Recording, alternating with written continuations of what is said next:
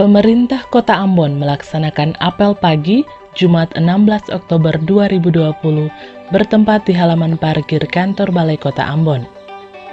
Apel tersebut dipimpin oleh Wali Kota Ambon Richard Lohenapesi dan diikuti oleh OPD Lingkup Pemerintah Kota Ambon beserta unsur TNI.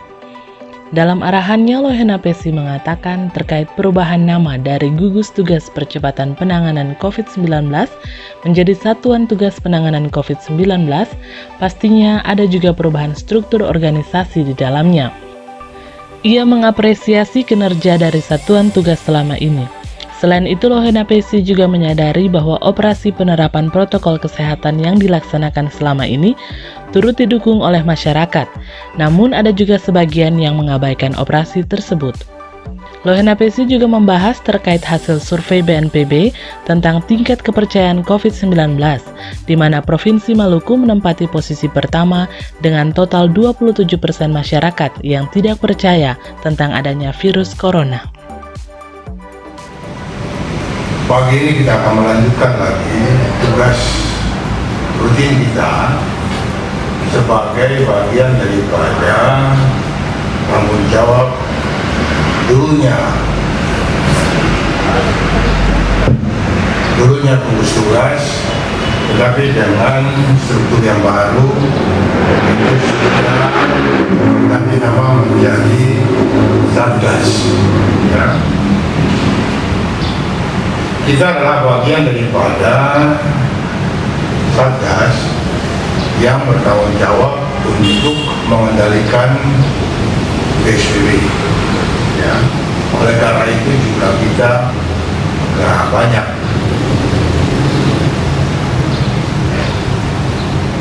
Saya monitor betul setiap perkembangan yang dilaksanakan oleh tim pengendali ini. Kadang-kadang respek publik terhadap kita itu luar biasa, tapi kadang-kadang juga ada satu dua yang reaktif, yang berpendapat seakan-akan dia lebih tinggi lagi dari hukum, dia lebih kuat lagi dari hukum, ya. Dan itu bisa saja kita temukan dalam setiap pelaksanaan kegiatan kita. Tetapi hari ini saya harus sampaikan kebanggaan saya kepada saudara-saudara, karena kita bekerja perlahan tetapi pasti, ya, hasilnya juga kita mulai rasakan. Kemarin Badan Nasional Penanggulangan Bencana itu melaksanakan survei, dan hasil survei itu survei tentang tingkat kepercayaan masyarakat terhadap corona ini. Dari hasil survei ini ternyata masyarakat di Maluku itu urutan pertama yang tidak percaya tentang adanya corona. Berarti 27% masyarakat di Maluku. Saya bisa pahami kenapa, karena hanya Kota Ambon yang tetap masih berstatus sebagai zona merah, sedangkan 10 kabupaten lain itu ada yang hijau, rata-rata hijau, ada yang kuning, bahkan 1-2 yang orange. Jadi bisa kita mengerti kalau masyarakat memiliki persepsi seakan-akan ini gak benar, ini corona ada di Indonesia, karena mereka dipengaruhi oleh cara berpikir dan lingkungan di mana mereka berada. Tapi kalau ditanyakan tentang masyarakat Ambon, pasti mereka akan memberikan jawaban bahwa corona itu tidak ada. Kenapa? Setiap kali berita itu juga dirasa tentang adanya pasien-pasien yang meninggal akibat daripada corona sesuai dengan keterangan medis. Tetapi dari upaya-upaya itu lalu kita tetap bekerja, dan saudara tahu hasil bekerja kita ini luar biasa. Rilis media terakhir itu dari 3/4 provinsi. Memang dari 12 kota yang tertinggi tingkat konfirmasinya, Ambon termasuk kota yang terakhir, ya. Sehingga Pak Presiden minta perhatian untuk Ambon ditangani secara serius, ya. Itu yang kita kerjakan terus, pagi, sore, malam. Walaupun kadang-kadang malam hanya tim yang bekerja sendiri, tidak lagi bersama-sama dalam kesatuan, baik itu security, Pol PP, TNI ataupun Polri. Tapi tetap ada pemantauan dalam pelaksanaannya. Nah, oleh karena itu jangan kita berkecil hati dengan berita-berita bahwa persepsi orang seperti enggak, kita tetap kerja. Pola pendekatan kita berubah sekarang, tidak lagi di pusat-pusat kota, tapi kita mulai melebar ke pendekatan kelurahan, desa maupun negeri. Ternyata banyak juga apresiasi diberikan. Kebijakan yang kita ambil seperti itu. Karena tingkat kesadaran masyarakat di kota sudah sangat baik, ya. Dengan tagline kita, maskerku menyelamatkanmu dan maskermu menyelamatkanku. Itu tagline. Maskerku menyelamatkanmu dan maskermu menyelamatkanku.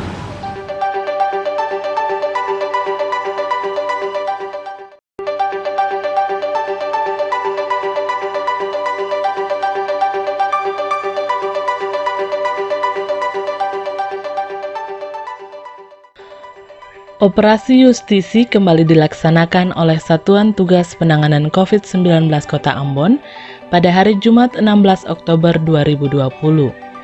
Kali ini Satgas Kota Ambon memfokuskan operasi justisi pada daerah Tantui yang dijaga langsung oleh TNI dan perwakilan OPD lingkup pemerintah Kota Ambon.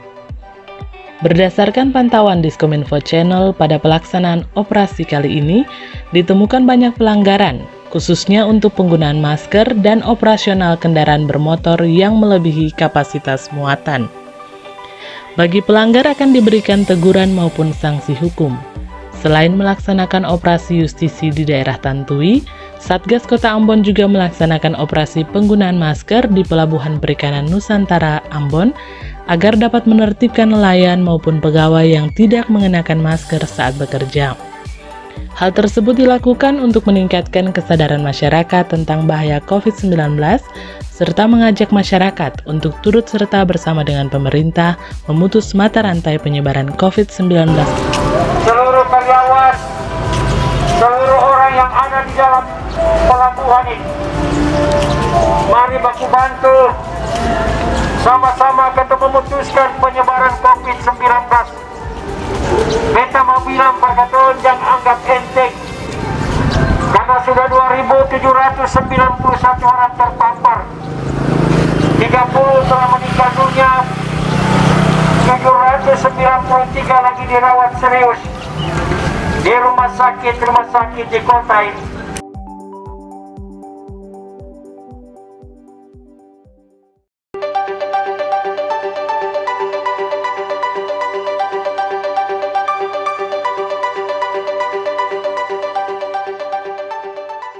Kementerian Pemuda dan Olahraga Republik Indonesia memberikan bantuan alat pelindung diri atau APD kepada atlet, pelatih, dan tenaga keolahragaan Maluku melalui Komite Olahraga Nasional Indonesia atau KONI Provinsi Maluku.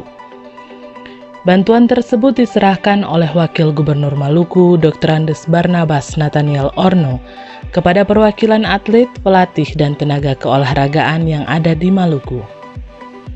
Acara ini dihadiri OPD terkait lingkup pemerintah Provinsi Maluku, Profesor Tony Pariela selaku Ketua Umum KONI Maluku, beserta jajaran pengurus dan anggota KONI Maluku. Kegiatan ini dilaksanakan di Aula Lantai 7 Kantor Gubernur Maluku pada Jumat 16 Oktober 2020. Dalam sambutannya, Dr. Andes Barnabas Nathaniel Orno mengatakan berbagai upaya telah dilakukan untuk menekan penyebaran COVID-19 agar ke depan kehidupan kita bisa kembali normal dalam semua sektor termasuk sektor keolahragaan.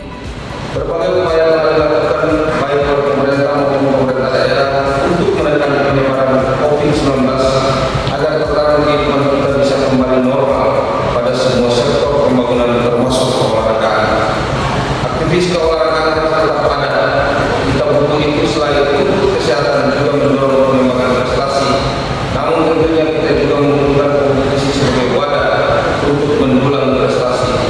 Berbagai kompetisi olahraga yang dilaksanakan maupun partisipan dalam kompetisi dimaksud saat ini dalam masa pandemi COVID-19 tentunya harus tetap mengedepankan protokol kesehatan sebagai upaya kita bersama menekan penyebaran COVID-19 dan memasuki tatanan kehidupan baru. Bapak dan Ibu, ternyata COVID-19 ini juga ada juga efek positifnya karena masyarakat kita sekarang bisa mandiri, bisa juga tadinya pola hidup yang konsumtif sekarang sudah ada yang produktif. Kalau kita di desa-desa itu ada pasar-pasar kaget. Kemudian COVID-19 ini menurut saya ini cara kuat untuk kita kembali menghargai anugerah yang diberikan oleh Tuhan kepada daerah wilayah masing-masing soal kearifan lokal.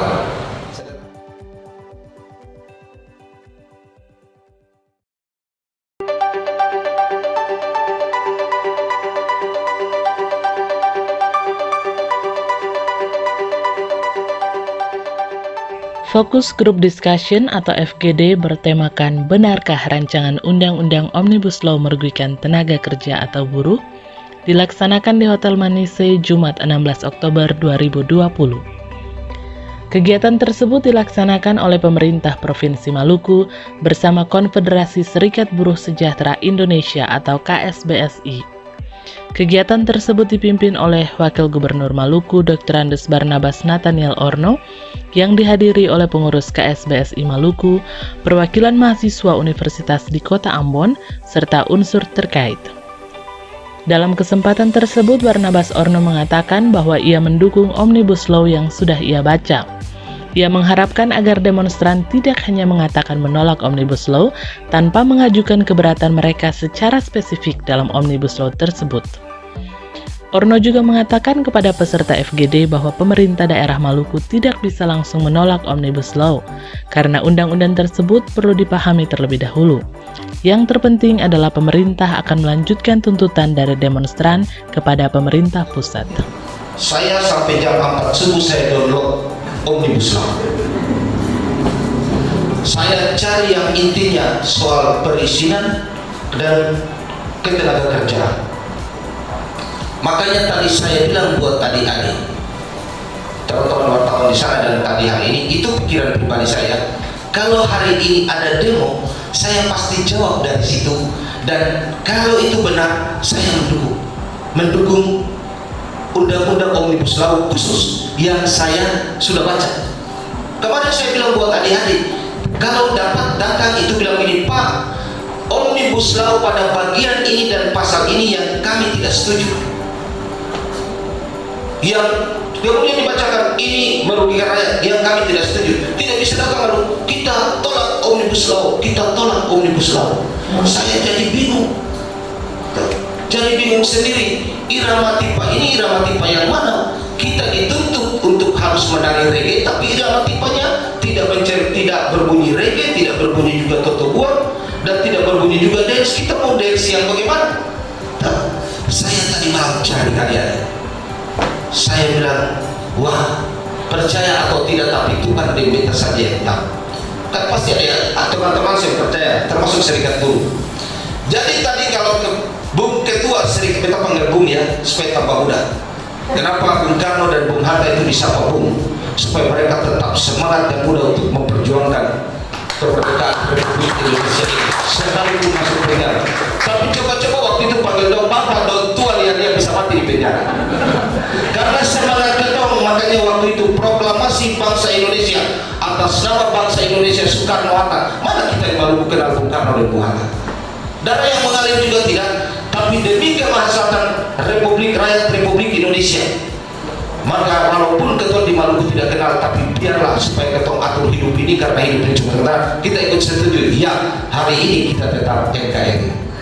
Dan menggagas membangun NKRI ini juga tetap dalam semangat Negara Kesatuan Republik Indonesia dalam koridor itu. Kemarin saya bilang buat adik-adik, kita tidak bisa, mungkin yang di Jawa kepala-kepala daerah mengatakan tolak. Saya tidak tahu latar belakang pikir mereka, tapi kita di sini tolak atau menerima, mesti kita tahu dulu Omnibus Law punya isi dalamnya apa, menara dalamnya apa, toh baru kita bilang. Misalnya kita bongkar sapi, toh, wah, kasih di dapur, ya Allah, dia punya handuk kah, babat kah, ini kayaknya kurang sehat, ini saya bisa pakai. Mesti itu, bukan lalu satu isi sapi itu kita tolak semua. Makanya saya tidak berani menjawab. Saya bilang begini, adik-adik, yang penting ruangnya bahwa kita melanjutkan adik-adik tuntutan ini. Toh, kita kirim ke atas, tapi di atas batu ada langit, di atas batu ada bukit, di atas bukit ada langit, di atas ada gunung, di atas gunung ada langit, dan di atas langit masih ada langit.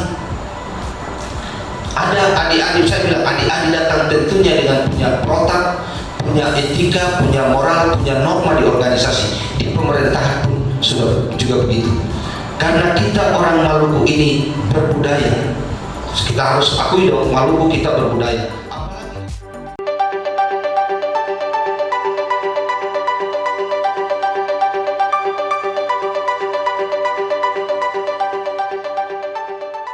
Seusai kegiatan penyerahan bantuan dari Kementerian Pemuda dan Olahraga Republik Indonesia kepada atlet, pelatih, dan tenaga keolahragaan Maluku pada hari Jumat 16 Oktober 2020, Tony Pariela selaku Ketua Umum Komite Olahraga Nasional Indonesia Maluku saat diwawancarai di Aula Lantai 7 Kantor Gubernur Maluku mengatakan ia berharap dengan penyerahan bantuan dari Kementerian Pemuda dan Olahraga Republik Indonesia ini, para atlet dan tenaga keolahragaan di Maluku dapat menjadi agen-agen terdepan untuk mengampanyekan protokol COVID-19 seperti jaga jarak, pakai masker, menghindari kerumunan, dan rajin mencuci tangan.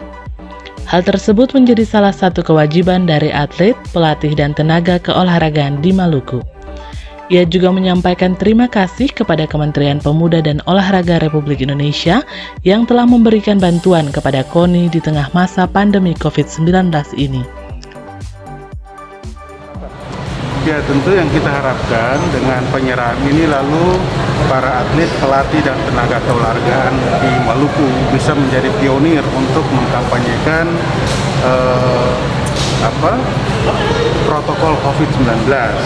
Jadi mereka menjadi agen-agen terdepan yang ikut membantu mengkampanyekan jaga jarak, pakai masker, menghindari kerumunan, mencuci tangan, dan itu menjadi kewajiban salah satu dari para atlet, pelatih, dan tenaga keolahragaan.